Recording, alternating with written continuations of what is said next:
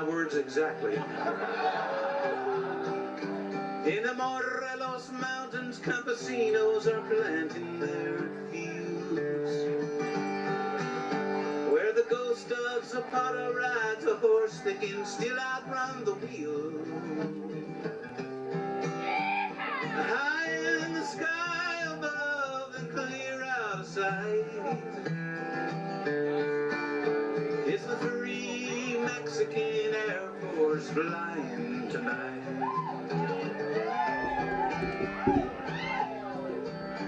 Way up there in Kentucky, a cowgirl is cooling her heels, remembering that God gave us herbs and the fruits of the field. But a criminal law that makes outlaws of those seeking light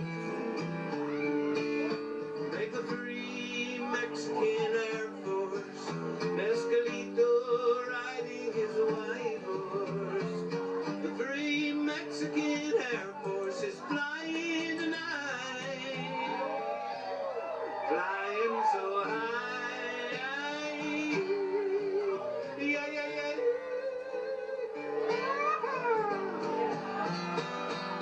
How strange an innocent herb causes money to burn. They'll jail you or kill you for making those rich fat calves squirm.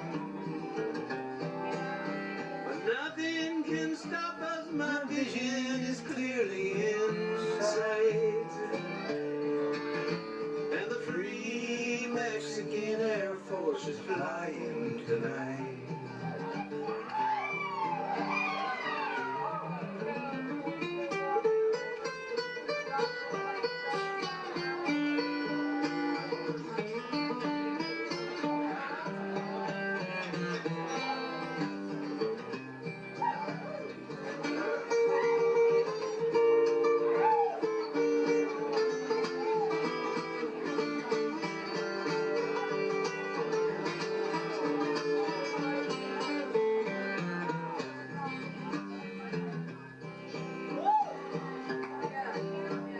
Smoking colitas, federales are loading their guns,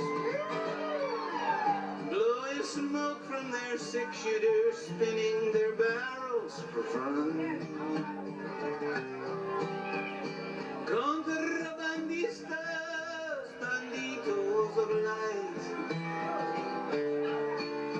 we're the free Mexican Air Force and we're flying tonight. And high in the hills we are harvesting sweet sensimilla. The law wants it all cause they think the wild we can free us. Freedom for us is a prison for the rulers of might. That's why the free Mexican Air Force Mescalito riding his white horse. The free Mexican Air Force is flying tonight. Everybody's flying so high. Yeah, yeah.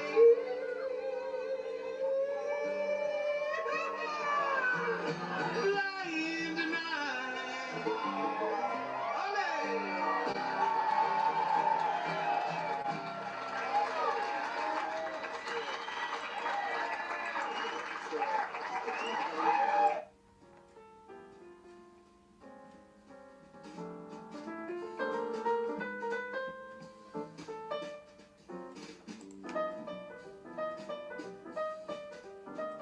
Cut that.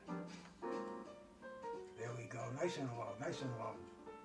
Blues, gas, boxing, jazz, and more. And today is the birthday of the greatest, Muhammad Ali. Somebody who definitely got me into boxing, kept me into boxing, man.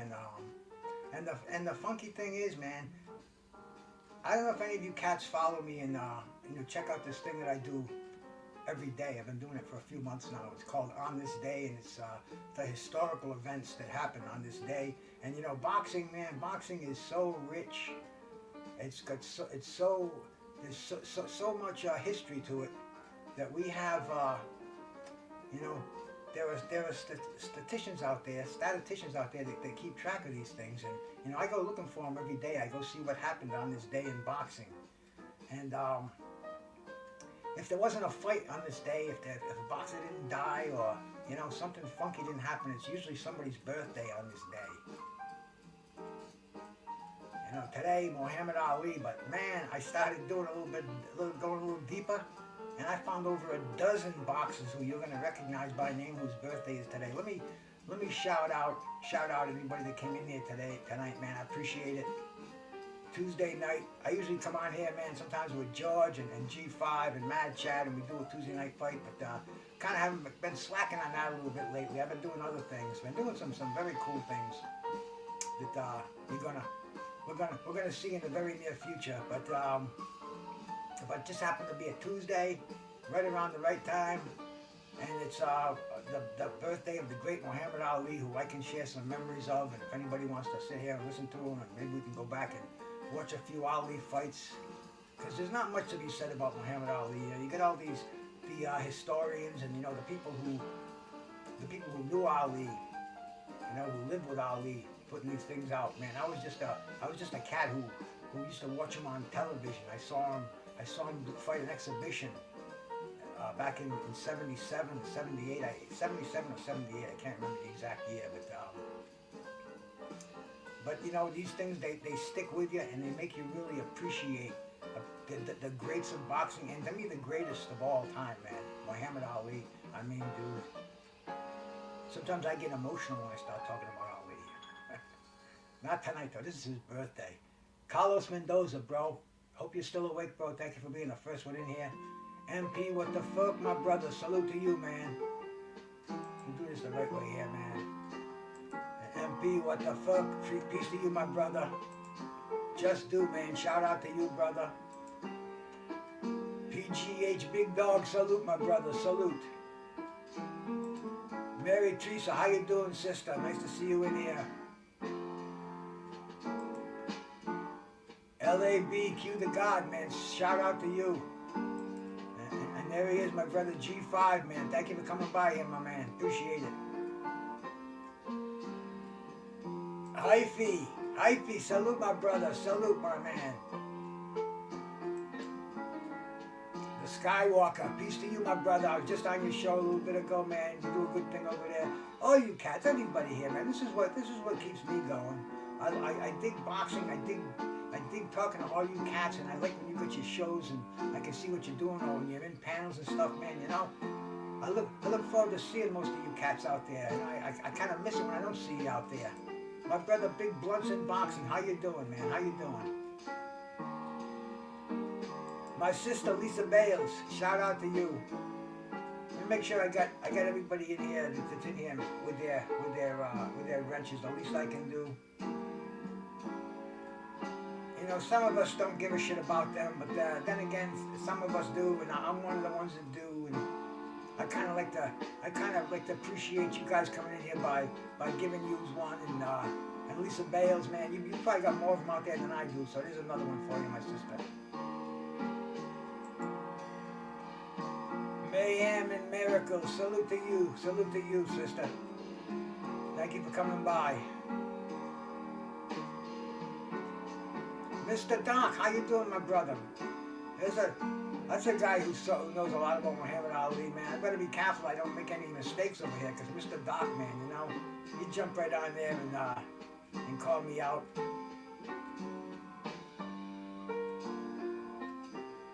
My brother Jose Diaz, man, shout out to you. Glad to see you in here. All right, man, let me you know, first of all, I got the buzz going now. I've told everybody out there, man. The Toka too. See if you notice my emoji. See, we got a different emoji up there. I haven't smoked any weed since about, I don't know, maybe a week before Christmas or so. since I got this device and I make this shit now. This is called Green Dragon Tincture. You can see it's nice and green, and it's made with grain alcohol, the real strong stuff, moonshine. This is about a cup right here. I made 2 cups last week, and you only take it in small amounts, and you do it in like cc's. I'm digging on the jazz over here, man, because this is just kicking in and this stuff. Yes, it does work, Jose. It works real well, man. You're talking to a cat who smokes pretty much from when the time I got up to the time I crashed. And with this stuff here, I can stay nice and high all day with about, let's see, I do between 10 and 12 cc's. I'm nice. And I do that twice a day, all day long. I mean, I'm not wrecked, it's weed, you know? I mean, it's, I'm not like I did fucking heroin or got drunk or anything like that. But I'm good and stoned, and yup, it works, and I can really feel the difference in my lungs, man. The no congestion, no mucus, no snots. I mean, it's real. It works, and I think it's way better for you. And I definitely would advise it, man. I think this is the way to go. This is taking it to the next level. And you're on that boat, bro. You don't have to worry about lighting that fucking joint. I know now you got the vapes and everything else, but this is a real easy way to consume it. No smoke. That's the whole thing. No smoke, pure high. I'll see what happens, bro. I mean, I've been doing this now for almost a month, and I'm digging it. I'm digging it, man. You know, it's cost-wise, it's about the same, but you get you get higher on this stuff longer, and anyway, it's part of the repertoire now. You won't catch me out here doing the Toka Tooth right now. I'm not gonna never say never. I'm not gonna leave out those options. But I haven't so much as puffed on a joint since I've been making this this tincture.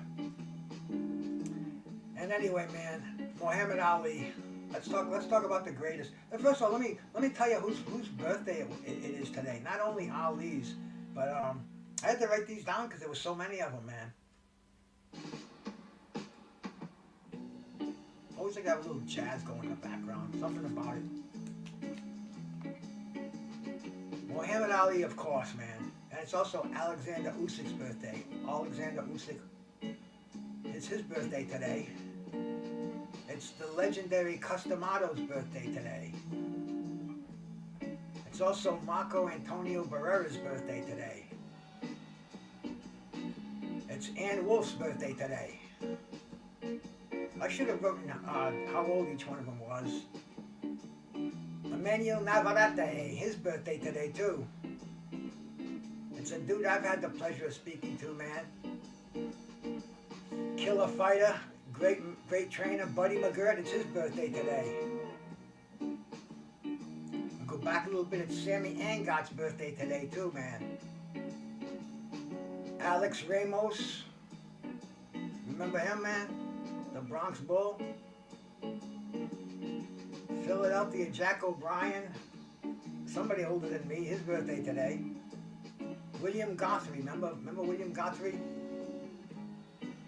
And then Obed Sullivan. And then I stopped looking. You know, I still had a few pages to go, but you got it, Jose, man. I mean, it just kind of blew my mind. I said, you know, this is like something. The Capricorns, the stars must have been aligned. I don't know if it's still Capricorn or Aquarius. I don't follow that. I know what I am. But anyway, man, it just kind of blew my mind that they all had their birthdays today. And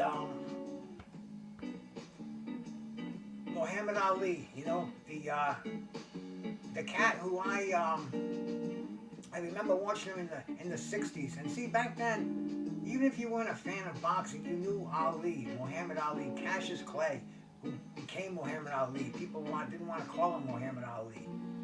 But you were drawn there. You knew what was going on. You paid attention to it. You know, my father didn't like Ali. And, you know, I was with my father. I'm, fuck, you know. We never said fuck in the house back then, but gosh. You know, screw him. You know, I told you this story before. My dad went to the rematch in Lewiston, Maine. Ali and Sonny Liston, the first round knockout, and he went to the bathroom. He went to take a piss when they got there. Just before the fight started, him and a bunch of guys from the town drove up there and driving to Maine, driving to Lewiston, Maine from Bristol, Rhode Island, back in the mid '60s. That's a trip. That's probably like driving to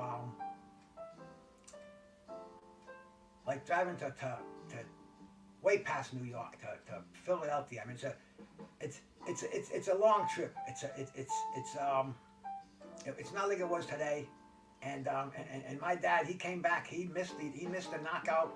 He heard everybody say fixed fight. And anyway, man, until I got older and I started to come of age, and you know, I watched Ali go from the draft dodger, the convicted draft dodger, to the hero of the peace movement. You know, just the anti-war movement. It was just a crazy experience, and you know, that's when I became an Ali fanboy. I said it, man. That's when I was an Ali fanboy, and you know, right around the time that he came out of his not self-imposed retirement.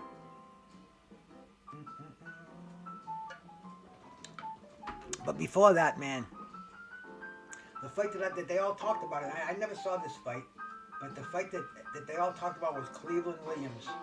Let's see if I can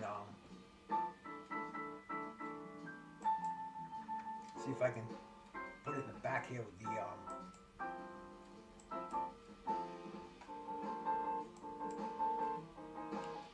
see, StreamYard set up this new kind of a thing going on over here. It's pretty cool, man. You don't have to you can still pay attention to what's going on in your other screen. But anyway, man, let's check this out, man. That was the end of the fight, man. But once again, man, how good was Muhammad Ali back in his day for a heavyweight to move around like that? You know, we saw Tyson Fury kind of look like that, maybe 3 or 4 years ago, when he had that first fight with Wilder, maybe. But he hasn't looked like that since. And Ali just looked like that consistently for a long time, man. For a long time. You know, it was great stuff. Great stuff. On the birthday of a legend too, man. What would have been the 81st birthday. And just great stuff. I remember the first one of the first fights, the first time that I said I'm a fan of boxing. I came home and it was heavyweights. It wasn't an Ali fight, but both of these guys became future Ali victims. It was a fight with George Chuvalo and Jerry Cooney. And I think the winner got Ali. I think it was an elimination. It was in Madison Square Garden. And I was watching it, and I was like compelled. I wanted to see Chuvalo, who won that fight. I wanted to see him fight Ali. I wanted to see him fight Clay at the time. Or was it? I think he was Ali at the time. It was weird, man. It was some places would call him Ali. Some places would call him Clay. Hey, Oscar, how you doing, bro? Glad to see you in here, my man.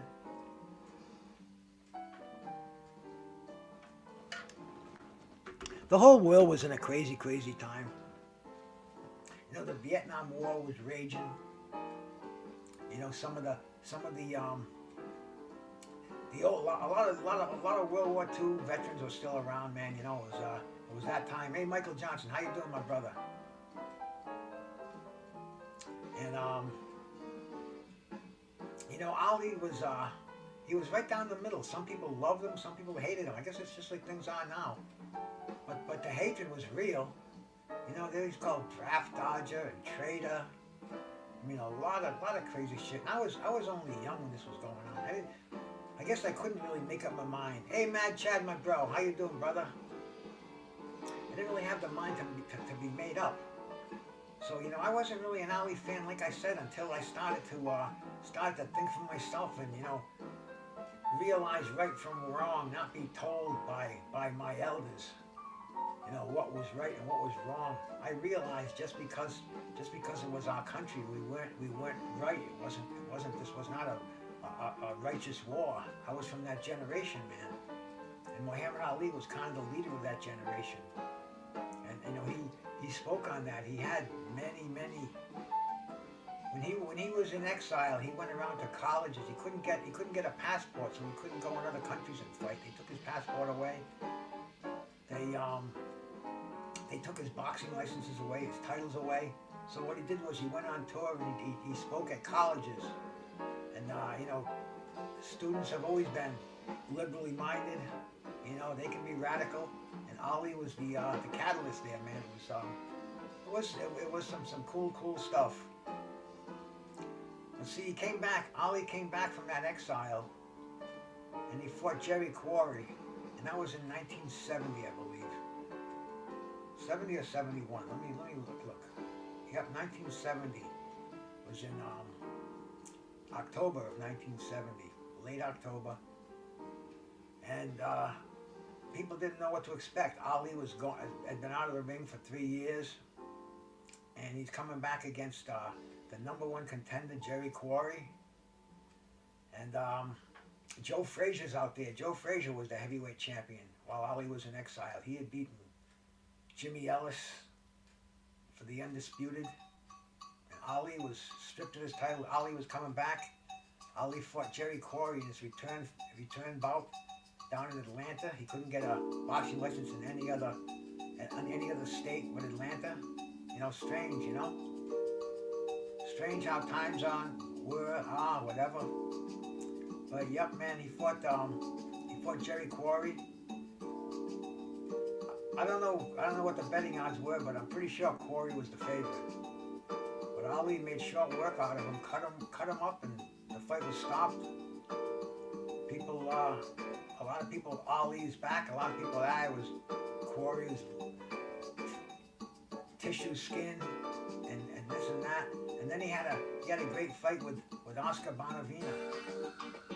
And that was the Oscar didn't want to call him Muhammad Ali. He called him Clay, Chicken Clay. There was all kind of shit going back and forth for that fight. And it's an amazing fight.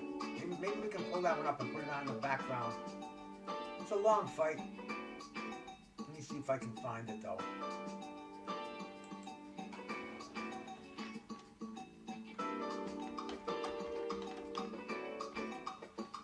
Ali versus Bonavena.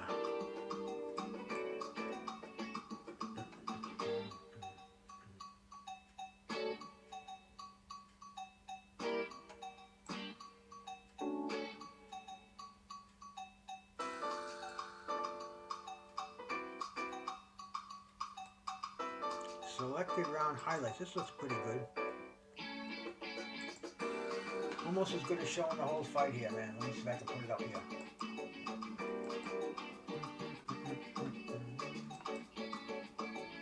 Yeah, I think we got it.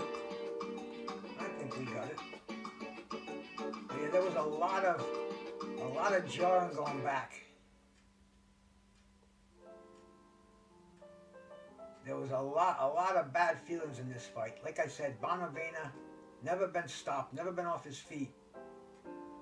And he got Ali mad. He got Muhammad Ali real mad in this fight. The press conference was heated. Almost came to blows.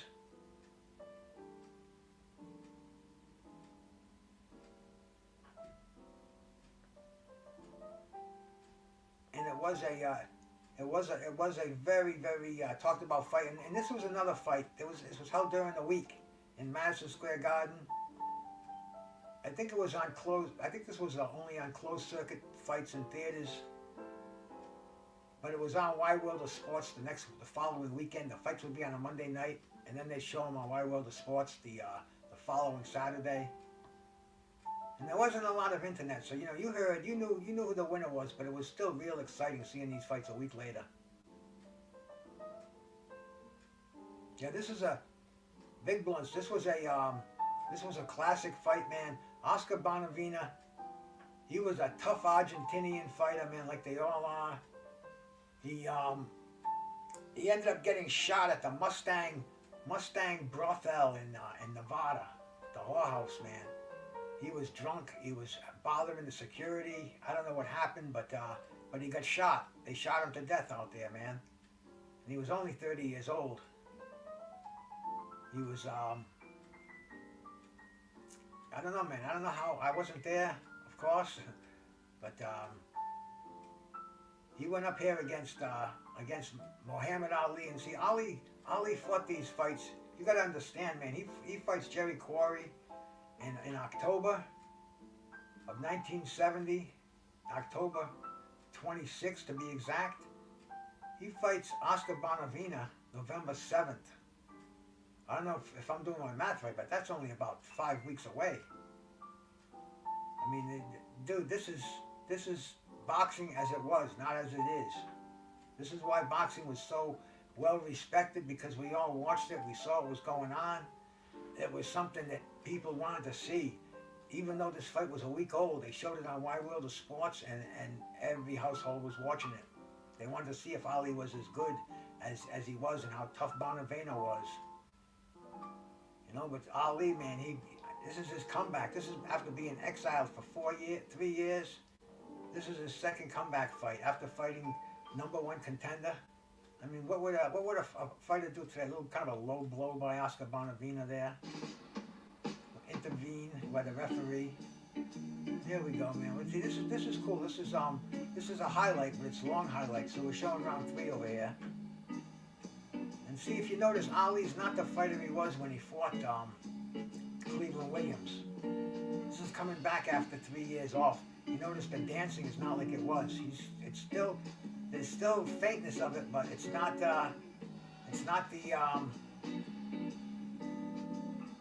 the Cassius Clay. It's Muhammad Ali, and he's realized he doesn't have that. He's not the kid that he was. You know, he was a gift. He was a gift from the boxing gods, and now he's realizing, I don't know if it was a good thing or a bad thing, but he realized he had a chin and he could take a punch, and he got down flat-footed and he exchanged. And there was a whole different Muhammad Ali that came back for the second round. They talk about Pretty Boy Floyd and Money Mayweather. I don't even remember that making that change then. Demetrius Berg, shout out to you, man. Thank you for coming by, my brother.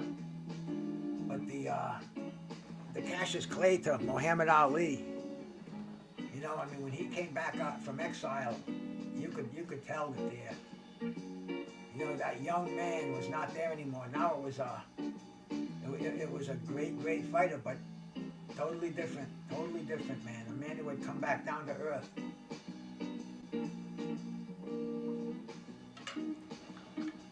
And we're in here today, man. I appreciate you. I see all you cats coming in tonight, man. I appreciate you coming in here. We're here to celebrate the birthday. Would have been 81 years old of, to me, the greatest boxer of all time. I had the pleasure of seeing him box an exhibition.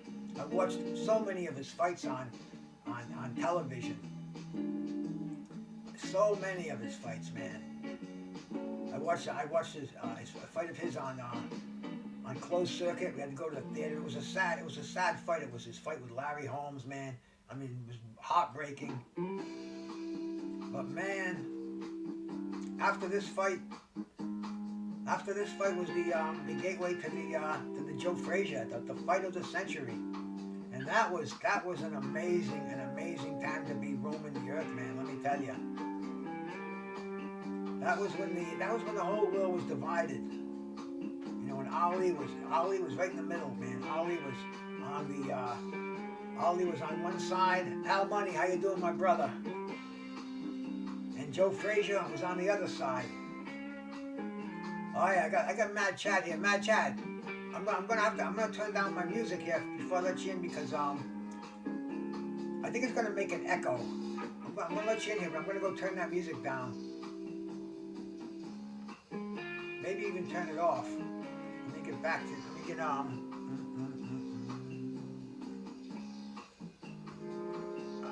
okay, let me get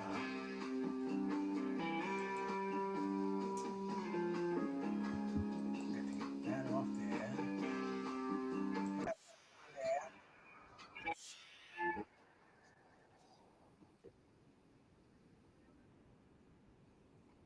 My technology's fucking up on me.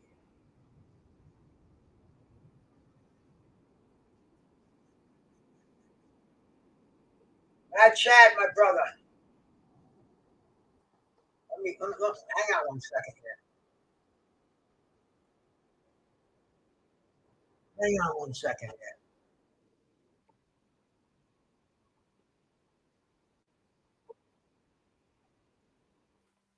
Mad Chad, my brother, are you still there? Check 1, 2. Check. There you go. You're here, my man. You're here. What's happening, brother? Here, just How you doing? long day, Bruce. You know, long day at work. Doing all right. Doing all right. Happy birthday. I changed my day to today. It should be, man, because you saw how many birthdays are today.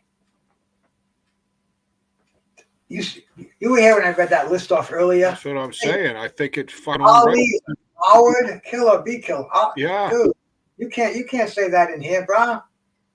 I gotta bounce your ass for that one, man. You're gonna have to take a timeout. Think about what you said.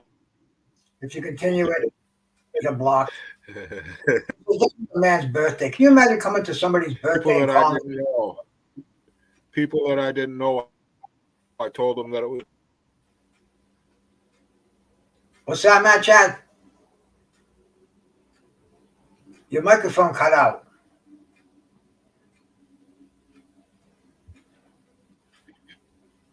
Yeah, I think yours did too, Bruce. I didn't hear you. Let me say something. No, yours cut out. Let's see. Hey, is my microphone? I think is working. Is Mad Chad's working? I can't hear Mad Chad. I can hear myself over here. No, Mad Chad just dipped off, and I'm pretty sure mine's working. Let me listen to my other one here. Test 1 2. Test 1 2. Yeah. Mine's working on there. Mad Chad, come back in, my brother. We'll get you right back on here.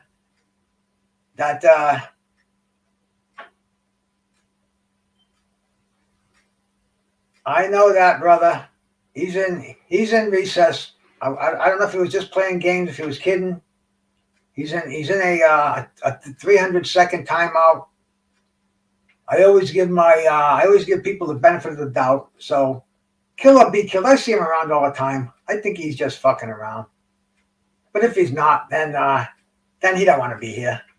There's a million places to be. This is the birthday of the greatest of the greats, as far as I'm concerned, bro.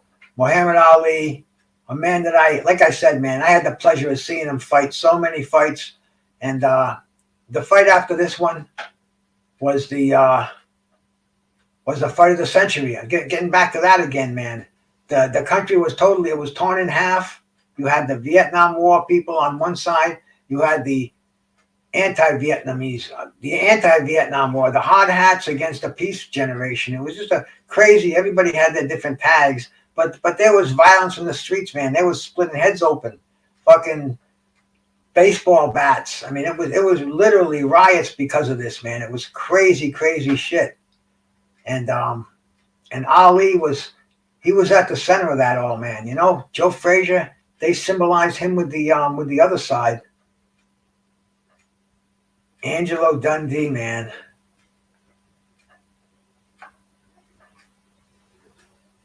They're talking about this fight. We're probably going to get zapped for playing that. That's what usually happens. And even like my brother Mad Chad, he's back again. Okay, we'll get him back on here. We'll see if Mad Chad, you good or here or what? Check 1 2. Check 1 2. Sounds fantastic, brother. Happy birthday, Bruce. Thank you, Mad Chad. Same to you, my brother. Thank you. I mean, shout out to Ali, Usyk, Navarrete, Castamado, right? I mean, there's a whole fucking shitload. I mean, part of my French, but wow, what a birthday to have. And like I say, I told people at work today it was my birthday. I dropped off some medicine up the main med. I just said, I just want to let everybody know it's my birthday. Oh, happy birthday, happy birthday. You know what I mean? They ain't going to ask me for an ID. They don't fucking know. It's because you got a Harvard fucking degree on your wall. I pulled the wool over your eyes. And I didn't say it was Ali and Usyk's birthday. You know what I mean? I just said, hey, it's my birthday. Happy birthday. So I just told a bunch of people that today. So I'm going to run with it. 117 is my new birthday. You got to be careful when you lie, Mad Chad, because you always get caught up in that lie when it's your real. I'll never see these doctors again. I only see them dropping off fucking pathology bags and shit. You know? Damn, you should have said, I expect you to be a little bit loose with that green that you six-figure cats of banking up there, man. I'm a guy who's working for the minimum wage over here. Help a brother out. I'm getting you all your fucking supplies here, but yeah, what a day of birthdays! Wow, incredible, Bruce. Incredible. Fistiana, shout out to you, sister. Thank you for coming by, man. Great conversation with Fistiana today, man. Heavy hitters in the chat, Bruce. All those heavy hitters there. Wow, all the serious boxing people. You know, shout out to everybody in the chat, Bruce. Big time boxing people. You know, big time boxing heads. Shout out to the knowledge in the chat. Absolutely. My brother, the Mac Mom's out there, man. I go see him almost on a nightly basis. Runs a crazy show over there. I love it, man. Q the God. Q's always got good shit. Oh, great fucking shit. Wow. Right, Bruce? Serious hitters. They're keeping this greatest sport on earth alive, you know, regardless. So I think most of us here, we look at the glass half full, not half empty, and that's the way I look at it. Just looking at the fights. If there ain't one, we can pull up an old Cassius Clay fight. Muhammad Ali. I mean, today, special today because it's his birthday, man. You know, I mean, yeah. Like, damn, a couple of days ago. No, when we were down in Elmira, Pennsylvania. It was his first fight. Remember me telling people, say today's the day of Muhammad, and they were the old timers, Vinny Paz, Iran Barkley. Really, I didn't know that. And it was like almost every event in his life becomes an event in boxing. You know what I'm saying, bro?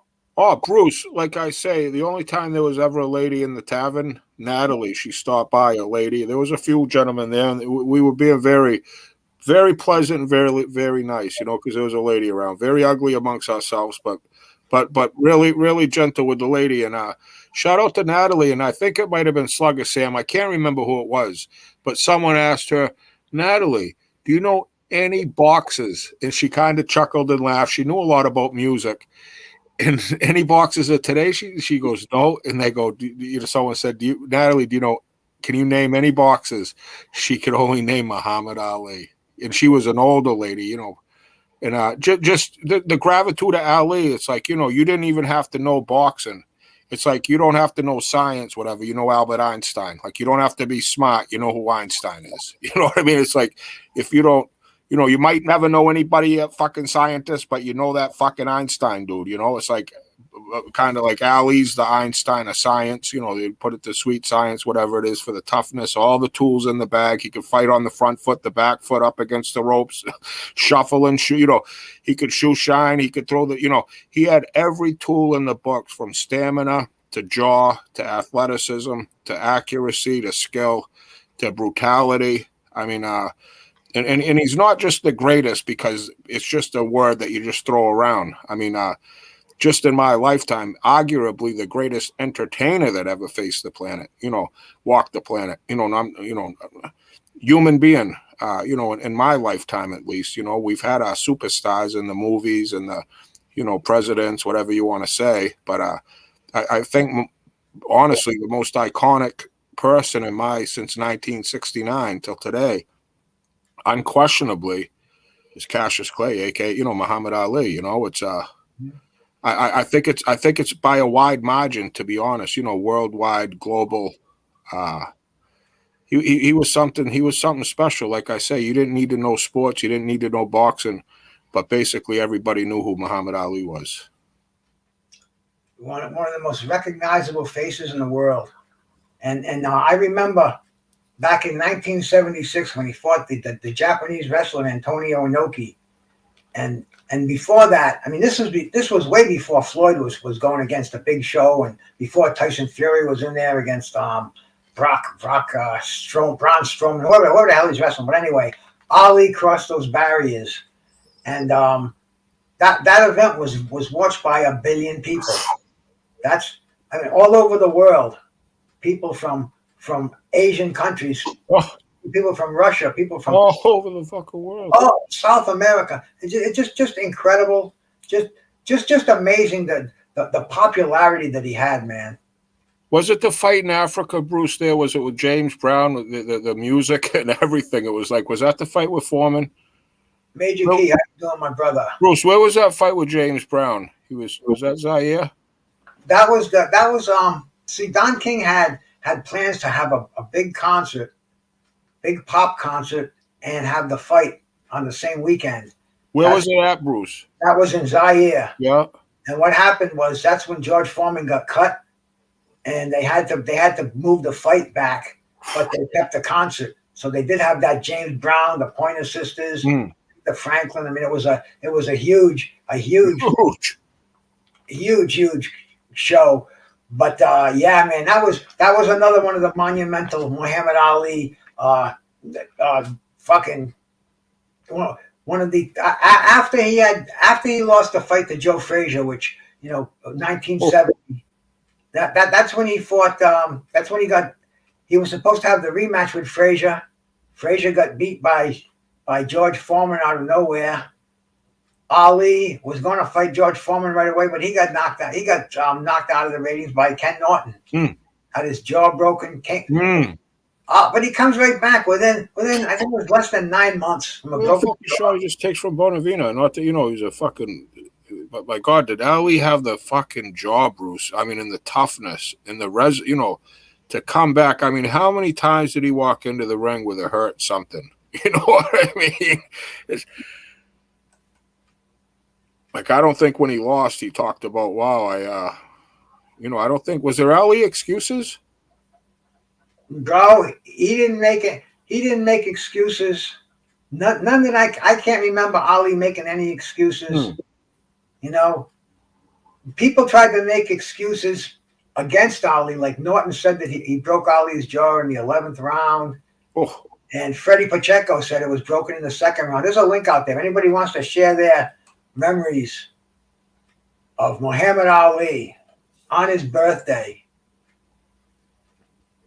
I remember at such an early age that song, Muhammad Ali floats like a butterfly. Who's this? Johnson? Is that Michael Johnson? I think it is. Yeah, Michael, it's me. How you doing, brother? Oh, nothing much, man. Thank you for reminding me whose birthday it was today. But I just wanted to come in and say this. Like, Muhammad Ali is a real hero inside and outside of the ring. For a guy to be in the state that he was in, a very vulnerable state, right? To go all the way from America, all the way over there to Iraq. The U.S. government literally took his medication away. And he had to find his own way to get his medication so he could talk right while he was over there so he could be coherent. They took the man's medication away. And the reason why they took his medication away is because they didn't want Muhammad Ali meddling in freeing hostages in Iraq, American hostages in Iraq. They took his medication away, tried to stop him from going over there to free hostages. And when they couldn't free the hostages, Ali did. You know what I'm saying? In a very vulnerable state.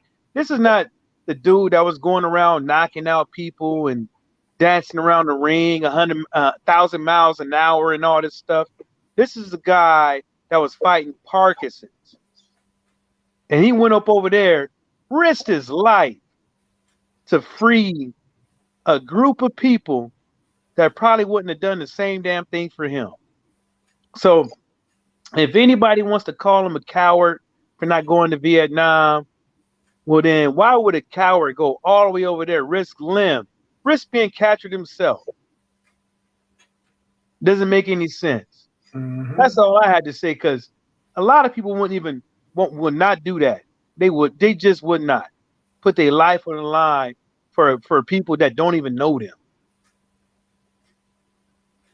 That's character, man, and it showed in the ring. Because, like you said, Bruce, when the boxing abilities went away, it's still the true grit and determination. A lot of people ain't never been in the hit hard. They ain't never been in the physical altercation to where they felt that, hey, they might not be able to wake up again. Hey, that headache they feeling might not never go away, or they might even be maimed and never ever be the same again. Heart and determination that these guys, and these gloves, see them gloves that these people wearing in that ring. These gloves weren't weren't the same as what we see today. Weren't the same as what we see today. They just weren't. There was, and we can hear how it sounds. We can see how they face moves back and forth. How the skin tissue it looks elastic when they do the still frames. It's not the same as today, and they didn't fight as often either.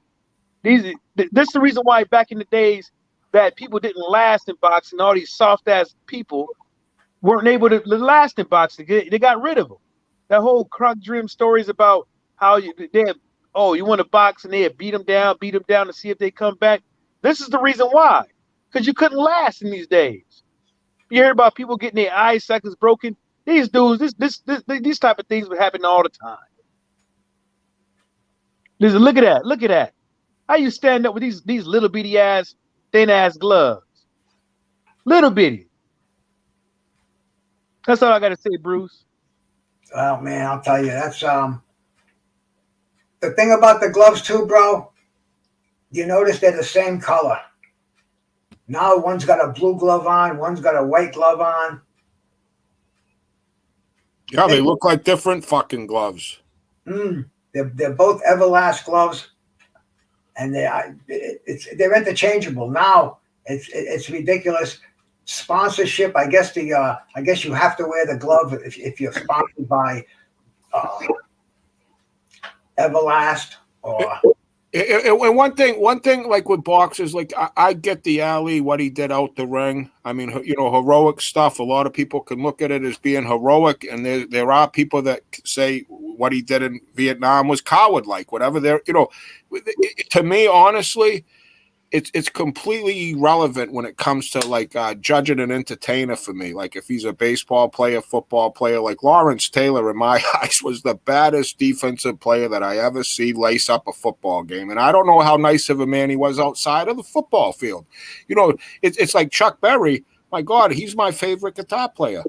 But my God, I don't know if he was a really nice guy outside the stage, But when he plugged that fucking guitar in, the motherfucker could play that, Muhammad Ali, for me, which makes him the greatest, is what he's done in the ring. You pull up his resumes, his wars he's had with these fighters, his just everything, what he's done in the ring. And you can say what he did outside the ring. He's a hero to many, many people. And he's always had enemies. He's always had people that have disliked him. He's always had that group of people that have always been against him. That's always just been going on. But me personally, when I rate a fighter, unless he's basically killed somebody or just really, hurt a child or, something just way over the top, they really gotta, I can't really rate them other than what they do with their chosen profession. And that's just me. And I get a lot of people, they like him because, they like certain fighters. He's a nice guy. He doesn't, I get that. But me personally, I could give a rat's ass what they do outside the ring. They get drunk, smash their cars. I could give a rat's ass. When the bell goes ding, ding, ding, I just say, what's up, Yeah, Mick Smith, you're out of your mind. Some people might have thought that, but you look into Ali's later careers, one of his quotes was, to judge a man by the color of his skin is just plain wrong. He couldn't have put it any more blunter than that.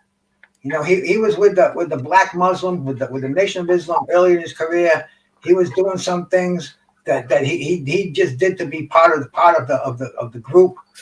But Ollie was not a racist, bro.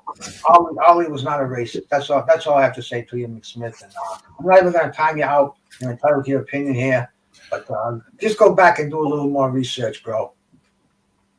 See, Mad Chad, that's why I like you. Even though you always up there playing all that damn loud music and shit. Right But on, that's why I Mr. like you, man. You gotta keep it. You gotta keep it real. And I said the same thing. I said the same thing what you said about a lot of people. But I was just talking about the guy's character. Oh I my said God, that a lot, yeah. I said that a lot about a lot of fighters. You know what I'm saying? Yeah, Even I was you got to talking shit call out about the good. Kovalev, That good or, stuff or was great. Like, no one can deny what he did there with the hostages. That was a beautiful story. I mean, that was something that was real. And, that's something that's great, yeah, but at the same time, as you absolutely right. Like if everybody has their own opinions on what the thing is, you can't be mad at Mad Chad or anybody that just want to see a good fight. You can't. You know what I'm saying? Because everybody is not going to beat you. But another thing is what Bruce was hitting on with that guy. If you ever go to the Ramadan, or you ever go to Iraq, there's gonna be people out there that look just like Bruce Goes. Hmm. There's gonna be, you couldn't tell if because being Muslim is not a race. It's a religion, And there's I've seen people that look like Bruce Goes out there. I've seen people that was whiter than the lady in Gone with the Wind. So in black and white. So it was a different time. Some people had gripes and anger and stuff like that, and it was just a fucked up situation, for a lot of people back then, and that it wasn't. It shouldn't seem like somebody just some black person just hate all white people and stuff like that. And even if that was the case, that's probably all. It's probably a reason, for that. It's probably a real good reason. And now we in 2023. Those type of things shouldn't even. Some of the stuff shouldn't even. There's no need for it to be fucking brought up. No. Mick Smith is always looking for trouble out there. I mean, he just likes to make trouble. He does. He would be mad at anybody. He's just gonna start fighting. He likes to, and like Bruce put on this fight. Look how cold some of these combinations is looking. Oh, bro. And you got to understand too. This is after the 10th round. What round are we in? We're in the 11th, the 12th round, and he's still on his toes. And he's fighting. And this dude, and I was looking like, how the hell is this dude just standing still up here? there? How the fuck is this dude still here? After 2 years inactivity, and his second fights and 2 in a month. How many boxers, Bruce? How many boxers in this day and era?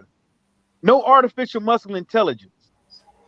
Will be no protein, none of that creatine shit, none of that shit. Just number of vitamins and water and food will be able to go 15 fucking rounds. Mm-hmm. I don't know if these boxers today. Well, the reason they stopped that was because there were a couple of deaths late in the I know rounds, and it's I don't think it's ever going to come back again. But that's incredible when you look at all the championship fights, 15 rounds. Even this fight, this was only an elimination for the title, and it was 15 rounds. 15 rounds with them thin ass gloves. With them thin ass gloves. Those 8-ounce Everlast gloves. I'll be damned. You had to be. Look at El Pinche out there. Teach, how you doing, my brother? You had to be built for that. You couldn't even be built for this. You just got to be your body, your head, and all. It just got to. I don't think, because even I play football. Like, some people just can't take a hit, Bruce. They just can't. I don't care if it's upstairs. They turn soft. in the ability is what Ali can do is something you can't measure with a stopwatch. How nice his jab is, like what you say, that toughness. Like you can't measure a Ronnie Lott toughness. You know, it's like this Hagler toughness. You can't measure that type of you know, because it's nothing you can put a stat on. You know, it's just wow, he's got a good chin. He's tough. Wow, he's got. He was born that way. That's like when Ali started boxing when he was 12 years old. Can you imagine? 4 years later, he's fighting for he's fighting in the Olympics. You know, I mean, it's Round 14. Round 14 of a 15-round fight, and he's still on his toes. These cats can't do that, Bruce. They would have fucking Dillian White can't even get out the 6th round. Mm-hmm. Dillian White though would give Frazier problems. Nah, Dillian White would have been hurt bad. No, I'm just I heard that one time. I'm like, wow, what fucking world are we living in? I can't remember. Whoever, man, I just don't know. You know, it's kind of funny though because Bruce. Well, we all see it. Like some dude just comes around boxing like his first day around and start like shooting his gums. You just like try to be as nice as possible, but you can't tell him shit. Oh, it's called retardation. You can't fix it. You know, if you just have that less of IQ, you just can't fix. You know, fucking Dillian White can hang with Joe Frazier. You know, there's no sense to rebuttal it. No sense to even, when you hear something like that, it really makes you question the person who said it's IQ, you know? Yeah, even the guy, look at the guy he's fighting against. Like, he's even still moving a bit. He's like, it's not like he's dead ass tired, but it's not like he's giving up. Like we see these days, like when they get tired, they just give up. George, this happened, I think, 6 weeks after the Quarry fight. What? Yeah. Let me take it. Let me look at BoxRec quickly here, man.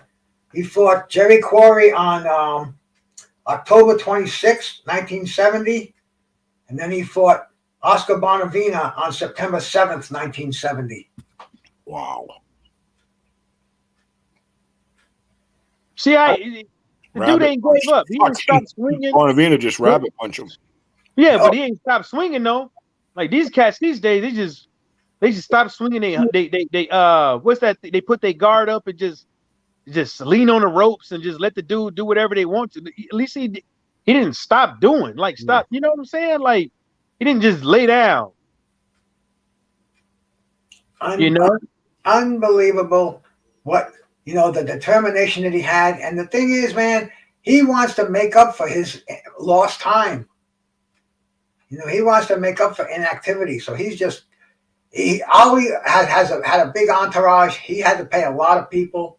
He had that camp in Deer Lake, man. So he was the money maker. So he needed to put together money. He went into that fight with Joe Frazier prematurely because he needed the cash. They both did.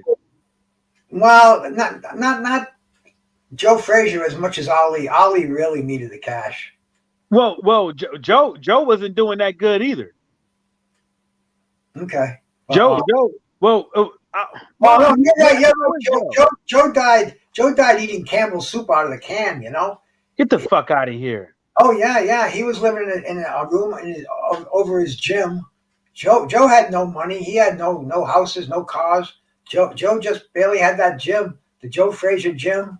It it ended up getting torn down with the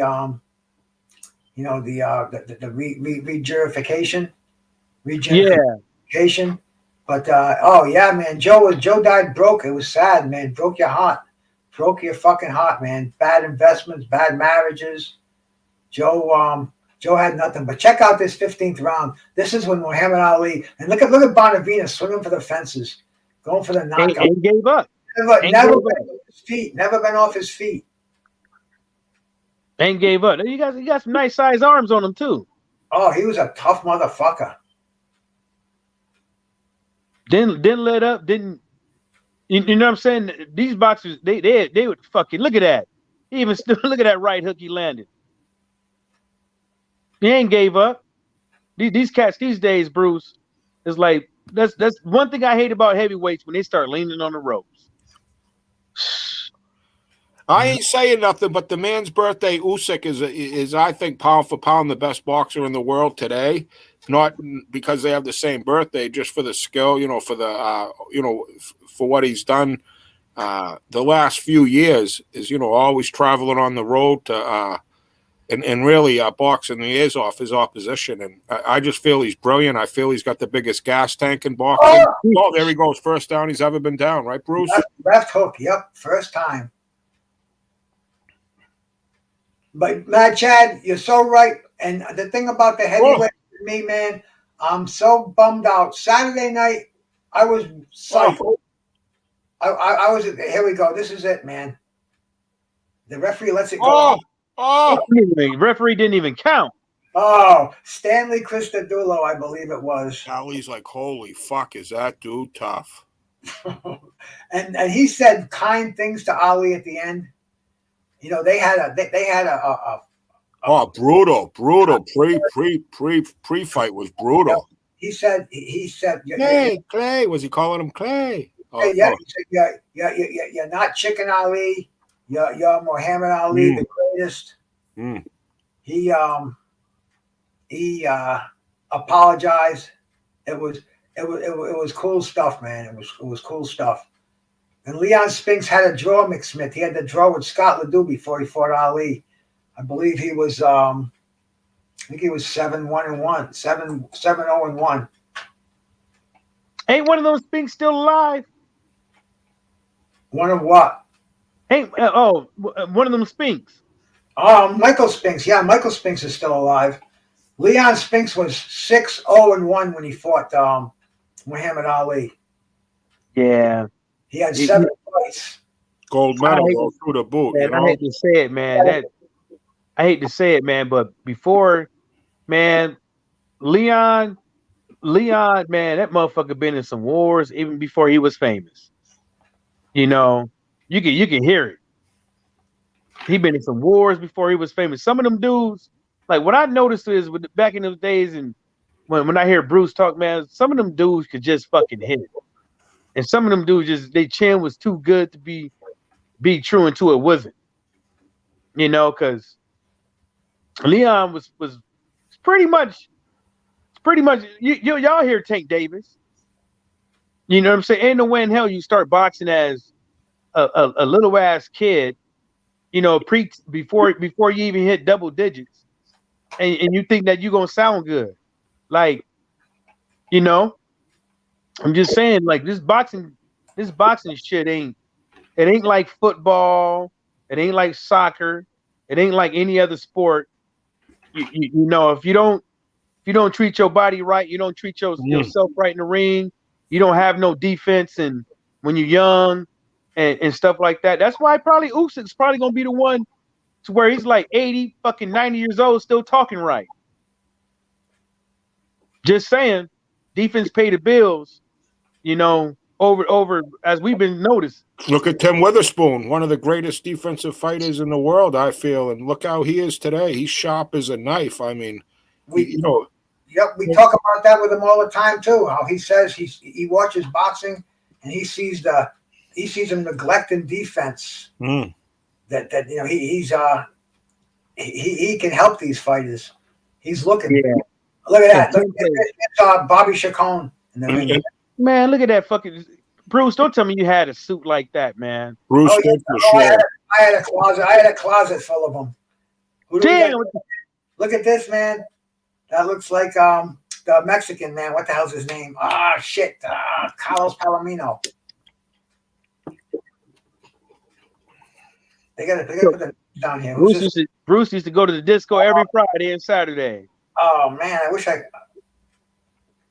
A leading heavyweight contender from California, Ken Norton. Ken Norton. Can you guys hear me? Norton was Can you hear this when I put this on? The World Boxing Council as light heavyweight champion. There's Ken Norton was introduced, but is not in the ring, so that introduction went unheeded. From Michigan, now fighting out of the state of California, Tommy Hannon. That's Tommy Hannon. The sixth ranked heavyweight in the world, Henry Clark. Henry Clark. Okay, man. This guy is Well, he's a dude. Got his cane. Another promising California heavyweight, undefeated to this point in his career, Pedro Lavette. All right, as these introductions continue, a reminder, we're... All right, we got that. Let's get to the main event here. Motherfuckers was looking smooth though. Definitely, bro. In fact, I think I just saw Joe Louis in there, man. The thing about the fights, they were there and they didn't just sit in there on their seats. They came up in the ring and they all got introduced, man. It was great stuff. Shout out to Blood Boxing out there, brother. Hey, look who it is on TV. Look who that is.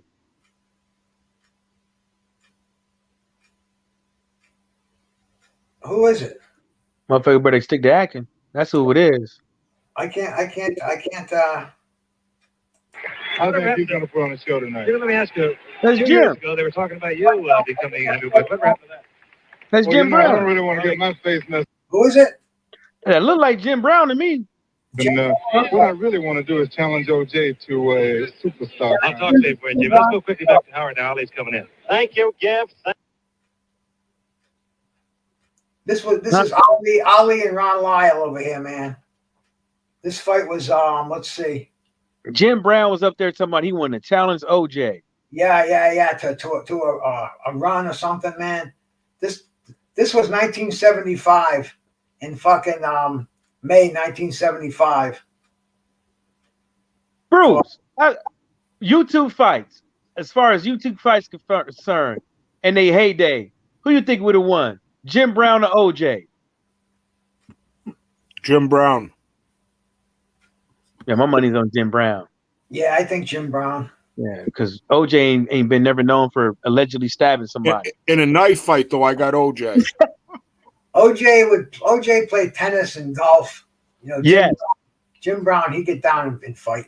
I got Lawrence Taylor over both of them. Damn. No, Ron Lyle, he was a live underdog here, man. They said OJ wasn't bad at tennis though.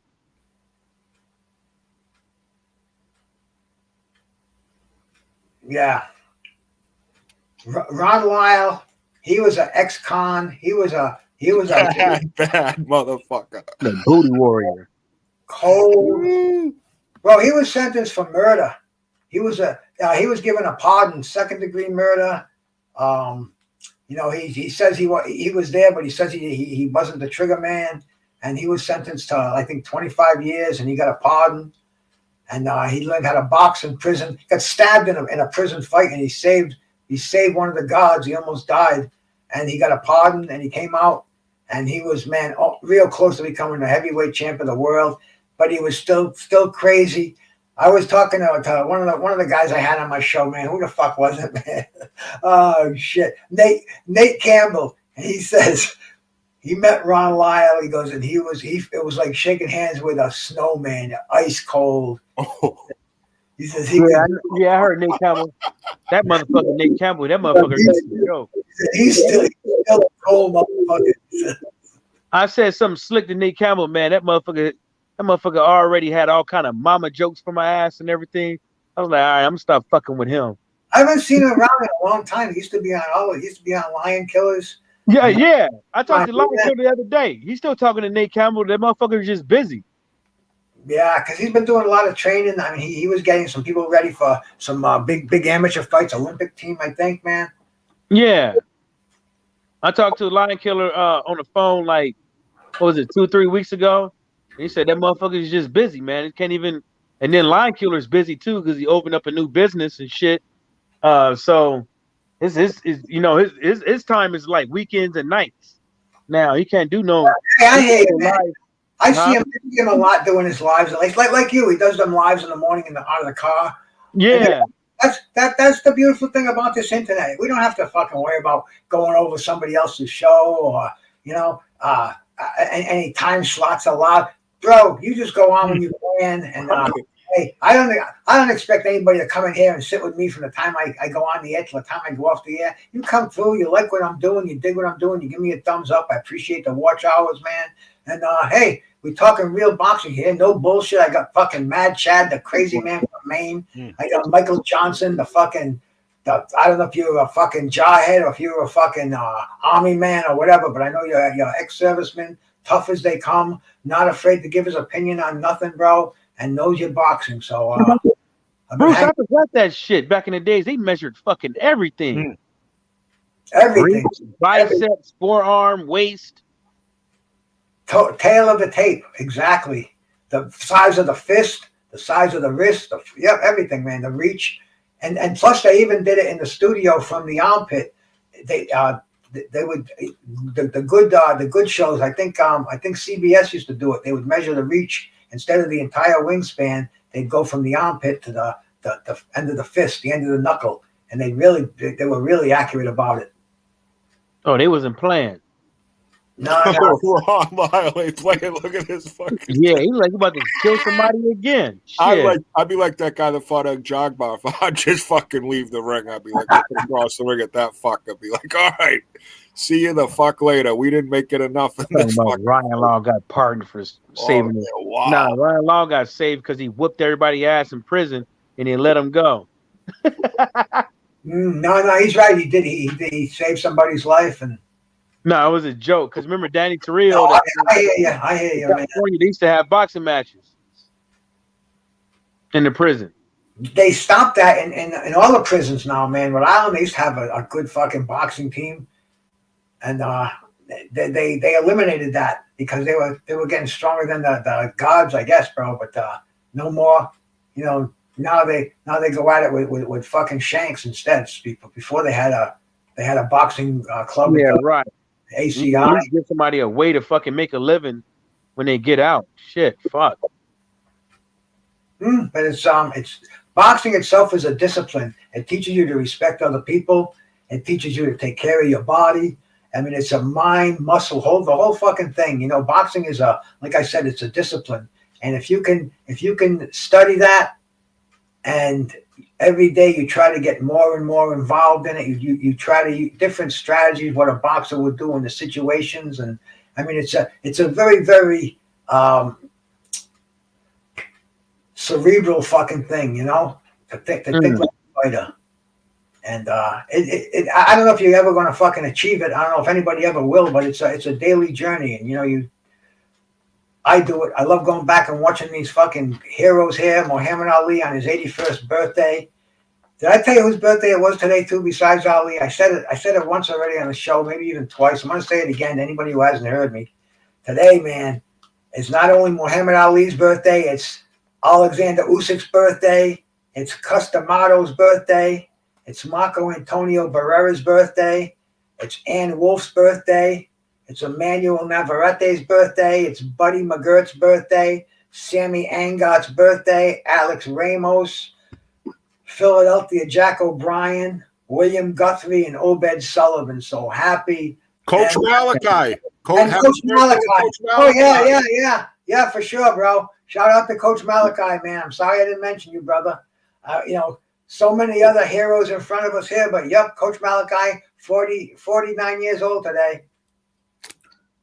Wow, he's humble about that. Like I said, if it really was my birthday, every time I was on the air, I'd be like, hey, by the way, Mike, and by the way, Bruce, I just want to let you know me and Ali have the same birthday. I wouldn't believe you anyways. That's what I'm saying, though. I'd show my birth certificate. I'd pull up the papers. If it was for real, bro, that'd be my avatar, my birth certificate. What the fuck, bro? I'd be so. Nah, don't do that. I might steal your identity. No one wants to steal my identity. Mike, if they steal my identity, they're fucked. So, still, it ain't no fair if someone fucking stealing my identity. Good fucking luck with that one. Because I'll trade places with whoever wants to steal mine. They'll get locked up in a month, quick, fast. Well, they'll be fucked. They'll just be fucked. Yeah, kind of mine too, man. Good luck with my credit. Weed, and more weed. Mine's off the fucking charts. My credit's so fucking bad. It's like, what the fuck, really? Are you serious? Honestly, yeah, just bad. It ain't good. That's fucked up. He toying with this grown ass man in the ring. Rolling with the rolling. We're watching a tremendous fight over here, bro. We're watching Ron Lyle. Fucking Ron Lyle, he was fucking 32-1 at the time, fighting the greatest on his birthday over here, Muhammad Ali. And man, you know me, man. I'm a Muhammad Ali fan. My favorite boxer. He is just up there in Mount Rushmore. He's the first fucking head on there. I watched his whole career, not entirely, but I watched most of his career. Ooh, that headbutt I know hurt. There was plenty of time for me to catch up. It was still fresh on everybody's mind. And oh yeah, look at him, man. He's flat-footed. He's gonna have to slug with Ron Lyle. This turns into a life or death over here, man. Well, he's fucking with him. Muhammad Ali's fucking with this dude a lot, like too early. Look at him. He's not even just like, yeah, do what you got to do, bro. Well, this is just after the fucking Rumble in the Jungle. Ali still has that rope-a-dope on his mind, so he's trying to catch those punches on the fucking elbows, on the forearms, and he wants to see let Ron Lyle punch himself out. Yeah, but them headbutts Ron Lyle's giving is hurt. Mm. He gave 3 that first round. Look at the fight Ron Lyle and George Foreman had, bro. Go watch that one. That's like the elevator fight, they call that. They both went down so many times. It was incredible. Up, down, up, down. Yeah. So Ron Lyle, man, he earns his way into that fight because you see how he does it? You see how Lyle sticks his head in there? You see how he sticks his head in there? Oh yeah. He keeps doing that over and keeps sticking his head right in there. Yeah, Ali's inviting him right back into the fucking corner too. See, this is a different Ali. This is not the Cleveland Williams Ali. Not even the Oscar Bonavena Ali. This is more flat-footed. Well, you can see the way he, like even before the fight start, if you look like how he was, Muhammad Ali was walking around. Look how he walking around, like not so lucid looking. Oh yeah. He's taken a lot of beatings, man. He didn't have the best after this. He should have retired, man. People said he should have retired after the Thriller in Manila. But he's still got some big fights to go after this, man. Man, that shit was crazy. Even with all that shit he was going through, he was still whipping. That was still whipping people's ass. That's just. It wasn't like he was just owed a couple steps. He was a lot of steps. Like Joe is saying out there, man, Lyle wasn't falling for that rope-a-dope because see, after Ali beat George Foreman with that, a lot of people were trying the rope-a-dope, man. That was the rage. That was like the shoulder roll was last year, you know. Everybody was trying the rope-a-dope, and they must have been telling Ron Lyle in training, don't fall for the rope-a-dope. Don't fall for the rope-a-dope. Don't be a sap. So he's very, very aware of that. Hey, I got to get going, man. I got to cook something to eat. Fucking starving. Hey, Mike Johnson, man. Good to have you up here, brother. Yeah, and next time blow some smoke for me, my brother. Bro, I told you, man. I'm not smoking anymore, man. I'm making my tincture now. What? Yeah, didn't I tell you? I thought you was playing. No.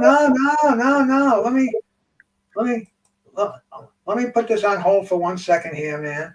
Hey, Bruce Gas, I gotta run real quick. Thanks for having me, man. What a great stream, great show. Man, you better be quiet and sit your ass over there in that cut. You ain't going nowhere. No, I gotta get to the store real quick. Get. Yeah, I gotta make something to eat, man. But Thank you for coming in here. All right, man. Happy birthday, Ali, Usyk, everybody you mentioned there, man. Everybody, what a day. Everybody in the chat, Bruce. I'll talk again soon, man. Great to see everybody. Have a great night there, Tincture, man. The Tincture, man. Have a good one. Went from the Toka 2 to the Tincture. That's what I'm going to show you. I'm going to show Michael Johnson right now. This here, Michael Johnson. What's this episode brought to you by? That's my Green Dragon tincture right there. The fuck is that? That's a full cup. And what that is I take an ounce of weed, and I have a machine that extracts the herb using grain alcohol, and so it's almost like a blender, and it's got this heating element on there, and it takes 8 hours to make this batch up here. And you take this by the cc. You don't. If you drank this cup, it would probably fucking put you in the fucking mental asylum. Probably make you shit and puke and everything else at the same time. You'd probably be listening to the Grateful Dead for the rest of your life, bro. But this right here, this will last me and the old lady about 2 weeks. We do a few cc's morning and evening. And man, I'll tell you, if I never smoke a joint again, I'm not gonna miss it. The Toka 2, I just may give that away. I got this fucking pack of papers that somebody got me about a month ago. 500 papers in the pack, and this will probably last me for the rest of my life, unless something happens, the machine breaks or something like that. But anyway, man, it's got its downsides, but that's where it's at for me. Let me put this fight back. You can mix that shit with something else. Yeah, well, yeah, you can extract it using butter or glycerin. You know what I'm saying? It's like you can mix it with some juice or something like that, or some soda. That's just what I do. I have syringes because I have to do So you portion it out. Testosterone replacement. See this stuff right here? Yeah. That's fucking testosterone. I have to do that. I had to do it today. So I have to do it once every 20 days, hormonal replacement therapy. So I have the syringe. I can fucking figure out how much I have. I got it all figured out, man. I know how many milligrams of THC per milliliter of the tincture. So I mix like about 10 fucking milliliters with a little juice, slug it right down, man. Half hour later, it's like I did 10 bongs. It's definitely worth it. I'm telling you, Michael, man, if you like to get high on weed, try tincture. You could probably get it in a fucking in a dispensary. How the fuck you find out about this shit? I'm an adventurous guy when it comes to smoking. When it comes to weed, different ways to ingest it, man. I've been doing smoking weed for way over 50 years now, since way over my lifespan. I know that much. So there's different ways to do it, and this fucking extraction, turn it into tincture, making edibles. That's the way to go right now, man. No smoke, just straight liquid.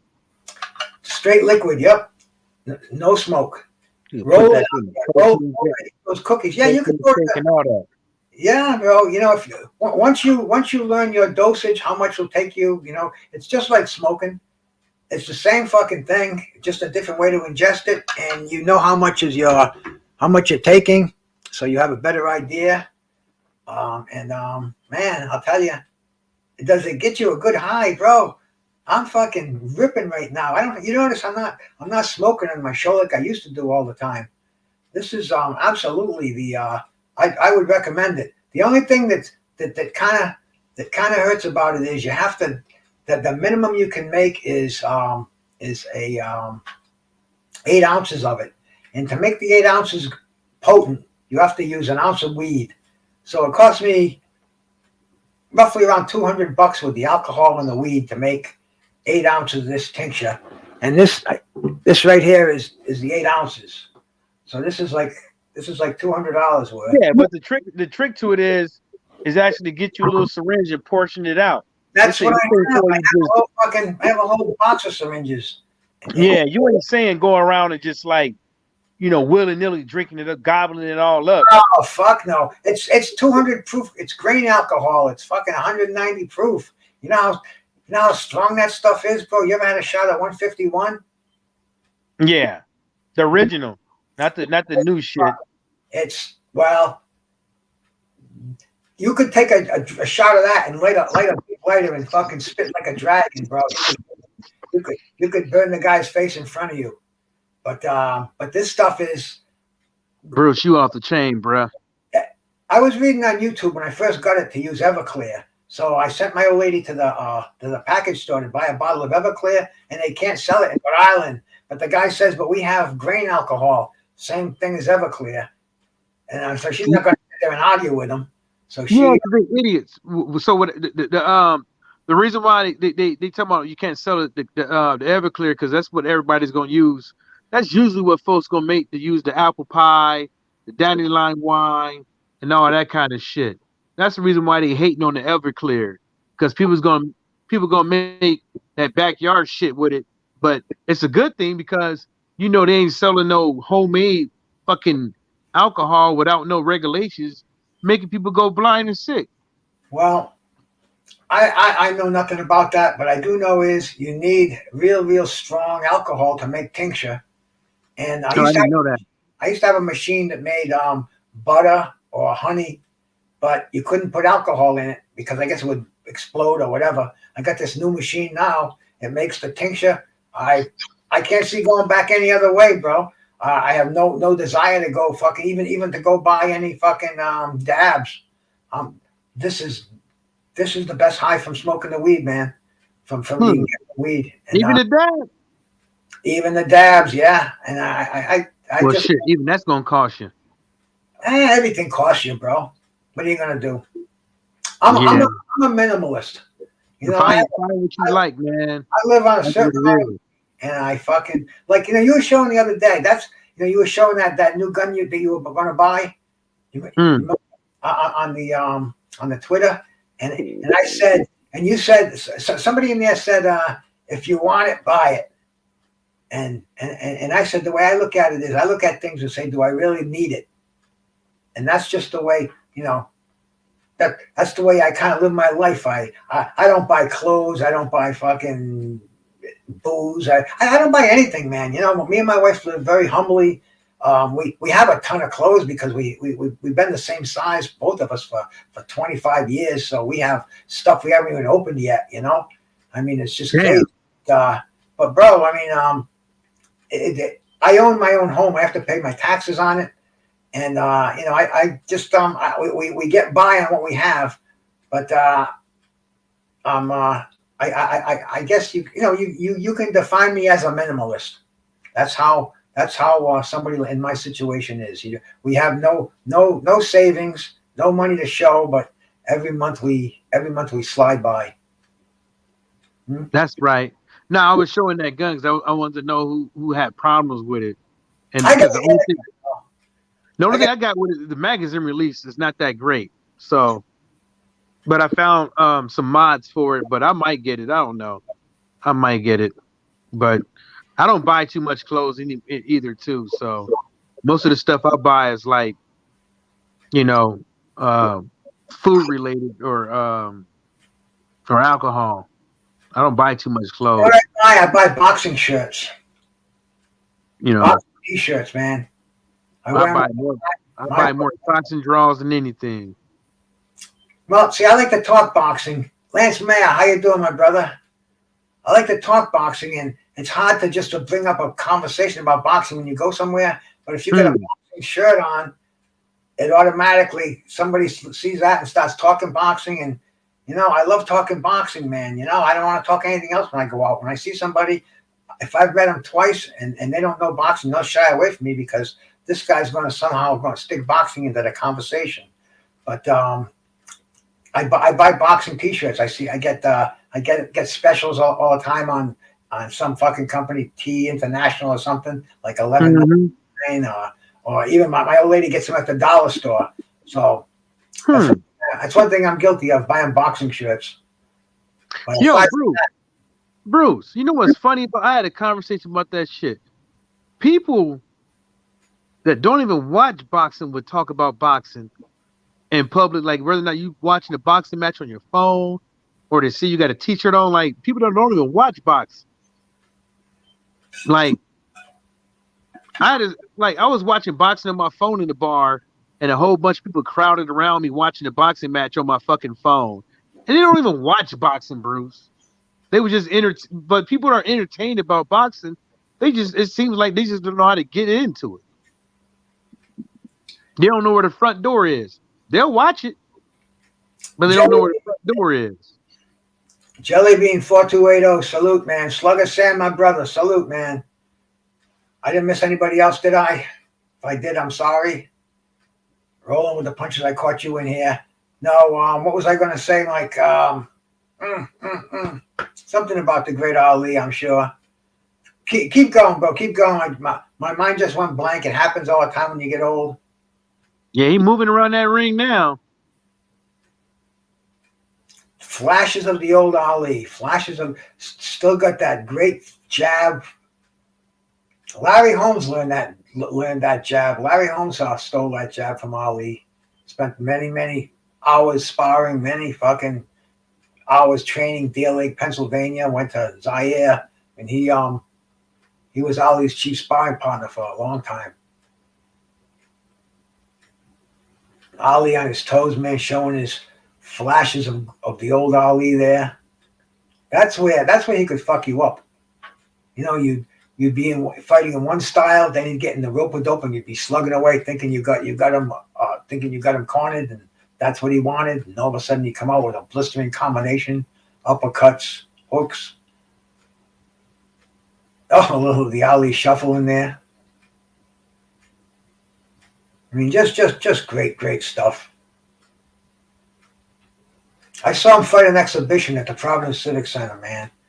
He fought 3 different guys, 3 rounds with 3 different fighters, and he was clowning around. You know, he was acting like he got knocked out. He fought one of the jump. Hey Warren, man. Shout out to you. He jump roping in the ring and shit. Oh man, you know, Ali was he was a showman. He was a real showman, but he was in a real fight here. But when I saw him, he was only in an exhibition, and he didn't have to worry. You know, the guys that he was sparring against were not capable. The third guy was a local guy named Dino Dennis, but he wasn't in the same class as Ali. He tried like hell to, you know, Ali was clowning with him, but he was trying like hell to hit Ali. But at least I can say I saw Ali live. I saw so many of his fights on television. I never missed an Ali fight when I was old enough to remember boxing.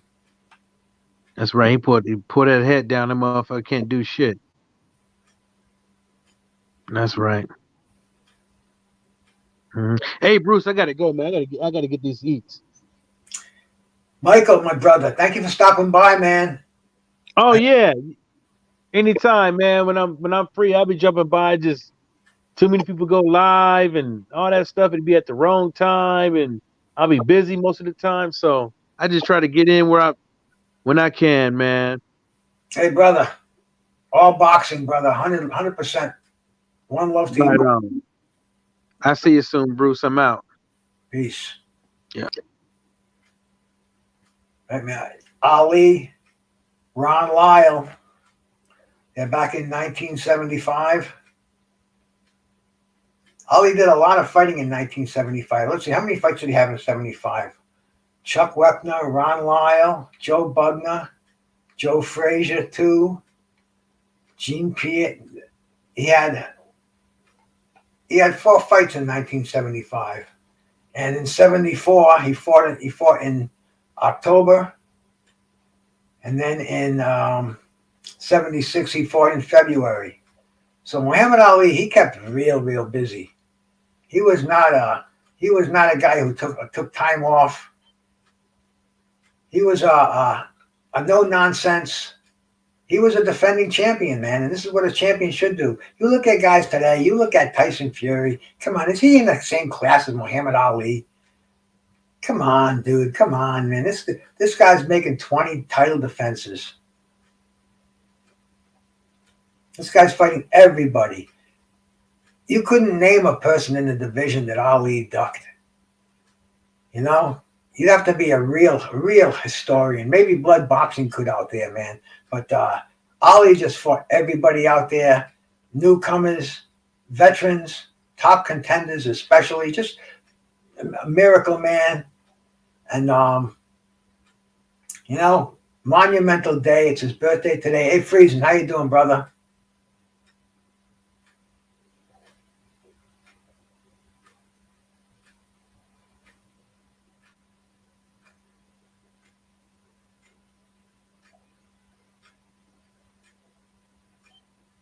Yeah, you know, it was sad. The last fight I saw with Ali. No, I'm sorry, the next to the last fight. But it was even sadder than the last fight. The fight with Larry Holmes. I went to a closed circuit, Providence Civic Center. That was I think that was the last fight that I paid to see via closed circuit. But anyway, they had some live matches there, some local kids fighting, and then they had they lowered the screens down, and Muhammad Ali, he came back against Larry Holmes, and really he took thyroid medication during training, so he used a fat burner, which they weren't testing for at the time, and he looked chiseled. He looked in great shape, but he was in the ring with the wrong person, and it was sad to see. You could have heard a pin drop when people were walking out of there. You know, it was one of the it was the only time Ali had ever been actually stopped in a fight. You know, he lost a few in his career. He's got 5 defeats on there, and Ken Norton never stopped him. Joe Frazier never stopped him. Leon Spinks didn't stop him, and Trevor Berbick didn't stop him. Only Larry Holmes, man, and he didn't knock him out. Referee came in and stopped the fight. So, and this is a great fighter. This is to me the greatest fighter, truly the greatest fighter I've ever seen. You know, I could have had his autograph. Fucked up situation, man. I think about it now, and I'm like, damn, what you could have done, but you didn't do. And this was when after he had the exhibition at the Civic Center. There was a line of people, maybe about 100 people, and Ali was sitting there. It was by the exit. Ali was giving out autographs. He was giving out little pictures of himself that he had. I think they were prayer cards. And he was autographing them. But the guys I was with, they were. I mean, this was on a weeknight. We're in Providence. People wanted to go out, and I could kick myself in the ass. There's like 100 reasons why I didn't go, but I should have went, and I think about it now, and man, I just, you know, one of those what if kind of things. But back then, you know, nobody had cameras. It's not like you brought, you certainly didn't have cell phones, so there's no an autograph, and I could have waited for maybe a half hour, and I didn't. But anyway, man, I did have the pleasure of seeing Ali. This fight here, back in 1975, Ron Lyle, legitimate contender. Ali fought all Ali's fights were notable. Even some of the fights where the opponents had absolutely no chance. The Alfredo Evangelistas, you know, late in his career, he had some real off fights, but he still had some, like his fight with Jimmy Young, that was unexpected. A lot of people thought Jimmy Young won the fight. I personally didn't think Jimmy Young did enough to win the fight, but he put on an amazingly surprising show. He didn't have any quit in him, and you know, Ali was not in the best of shape at the time. It was in '76 in the spring. It was another fight where they put the fight on live network television for everybody to see. So the next day, you go to get your cup of coffee. Everybody's talking about, did you see the Ali fight? Did you think he lost? You know, it made boxing what it was back then. What it is today, no. You know, I don't have my boy my boy's here anymore, so you know what I'm gonna do with for my background down there. Just move up a little bit of jazz in the background. Yeah. I act better when you watch music in the background. It's not overpowering.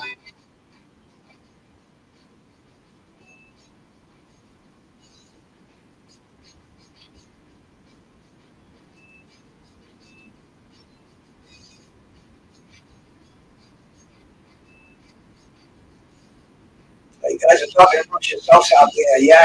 Khan knows his boxing. Blood knows his boxing. Those two guys. I'm sure you guys would have a great boxing conversation. I don't even like to call them debates anymore, man. Because they're debates. That's a joke.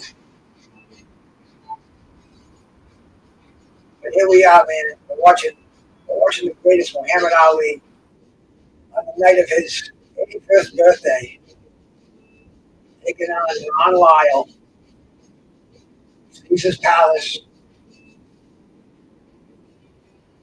Friday night, ABC's Wide World of Sports.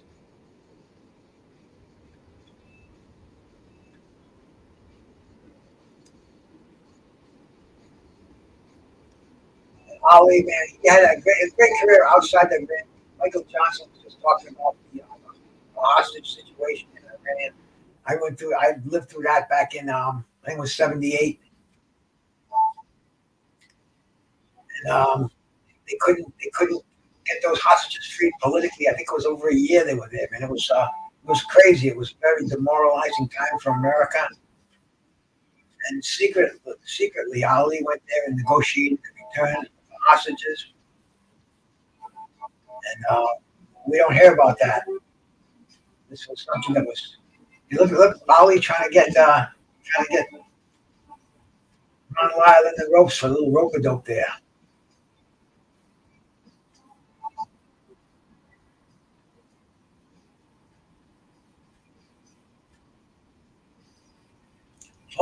You know, I'd love to see Mike Tyson, 1986, 1987, against a prime Ali.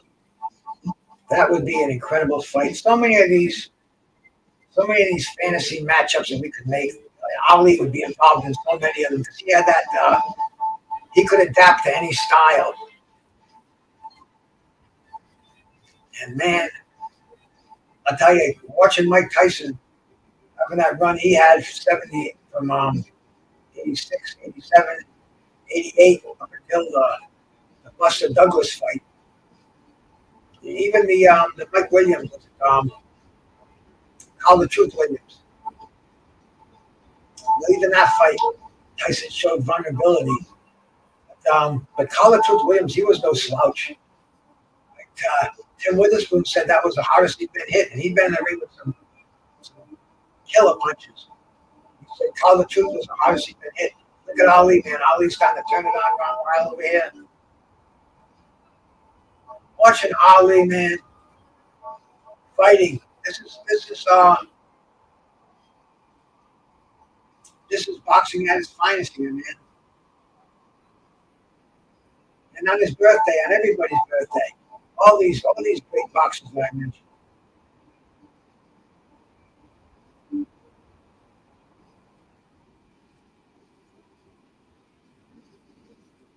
Ali landing that overhand right. That was his signature punch. He put you he'd get you real sleepy with that jab, and then all of a sudden that overhand right would put you in dreamland.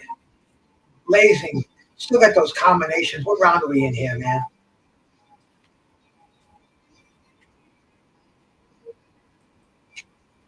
Oh yeah, this fight's almost over. This was a 11th round stoppage, 11th round TKO. And we're watching Muhammad Ali, 1975 version of Muhammad Ali. So, how old was Muhammad Ali in 75? So you're going to have to do the math. 1942, 62, 62, 72 to 30. So he's only 33 years old. Is that right?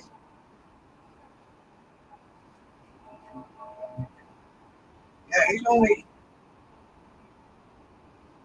30, 33 years old. Man, see, these fighters, man, they gave it all earlier in their career. It was a whole different breed. See, fighters today, they, they look at these fighters and they don't want to be like these fighters because they want to have these long careers. And they don't understand boxing. It takes a special person. Trevor Berbick. Ooh, what a story there, bud. I remember watching Trevor Berbick when he upset Greg Page in the card of Holmes and Cooney, and then when he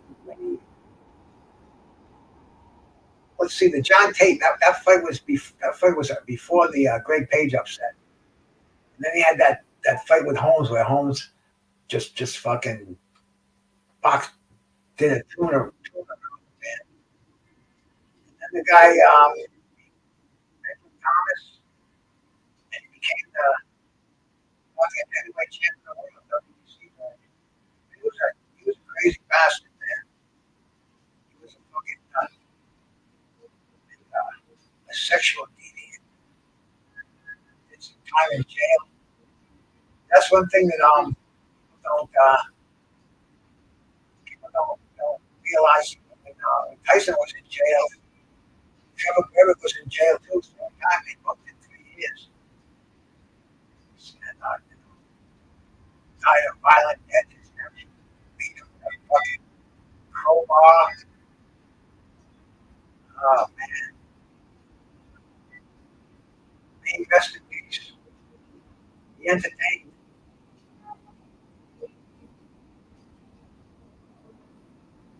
I didn't like what he did to Ali, man. That was the last fight. So Ali's last fight.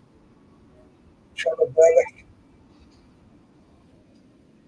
Yeah, he was punching Trevor. John Tate turned around and ran. Trevor Berbick just punched him while he was running away. John Tate, man, that's another heavyweight, unbelievable story going on there, man. I watched John Tate come out of the Olympics.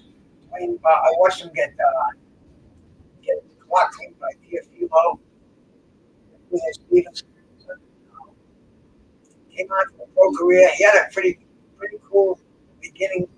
Won that tournament, became the WBA champion. And then once Mike Weaver knocked him cold, never forget. And as long as I lived that night, that's when Don King put on unbelievable cards. See, Don King did not want pay-per-view. We're talking about that today. I think it was on your show, but pay-per-views. Don King and Aram, especially Aram, they knew the technology was coming, but they didn't want to do it. And so that's why Don King was putting on these big cards on free TV to show boxing didn't have to go on, didn't have to pay, not the pay-per-view, but the pay-per-view at home. You know, where you the black boxes and where you paid like $50, 10 people would sit around and buy a pizza.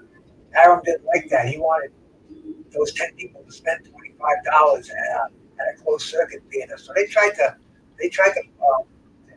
put that off, and by doing that, they put these amazing fights on, and that's where I saw that fucking great fight with John Tate and Mike Weaver. I say great fight, man. It was kind of I said the whole card was awesome, and as the fight went, John Tate is winning that fight handedly. And Howard Cosell, looks like he got a fresh toupee on there, man. Stapled in nicely in the front. But yeah, man, John Tate was winning that fight handedly. But Weaver never gave up. He was going to the body. He punched him in the hip. He was going low. He just never stopped. And then in that 15th round, Emmanuel, I can't remember his trainer. I can't remember his name. I'm so bad with names. I'll remember in a second. Don Emmanuel He says, you got to knock him out. Weaver, unbelievable specimen of a human being, man. Total. He had what they call the. Anyway, man. Look at Muhammad Ali. Here we go. He's taking Ron Lyle out of this fight. Ali's backing up a little bit, getting some room to punch, man. Ron Lyle is in serious trouble. Ron Lyle is not in shape to go 15 rounds, as we can see. And, Ali just picked him apart. And this is the end right here, man. Left hooks, right hands. Oh, Ali's merciless. Merciless. Shows no mercy. Look at and the referee lets it go on, and that's it. Carlos Padilla. That fight's over. Ali wins, man. You knew it. Drew Bundini Brown, Angelo Dundee, Freddie Pacheco, Muhammad Ali. Happy birthday, champ. I can always tell that the fight's just about getting over when the water glass gets empty. And I can see it was hour and 57 minutes. I usually go about 2 hours. I'm surprised the dog hasn't gotten up and asked me to go out. So, man, yeah, absolutely, man. Happy birthday to Muhammad Ali. And I'm going to go down this list one more time because, man, happy birthday to all of you fighters on this list, man. Happy birthday to Usyk. Happy birthday to Custamato. Happy birthday to Marco Antonio Barrera. Happy birthday, Ann Wolf. Happy birthday to Emmanuel Navarrete.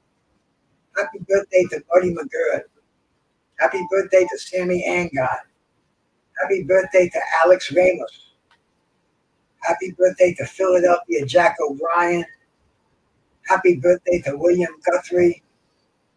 And happy birthday to Obed Sullivan.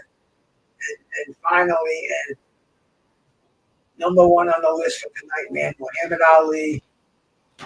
Happy birthday, champ, wherever you are. Never forget your brother.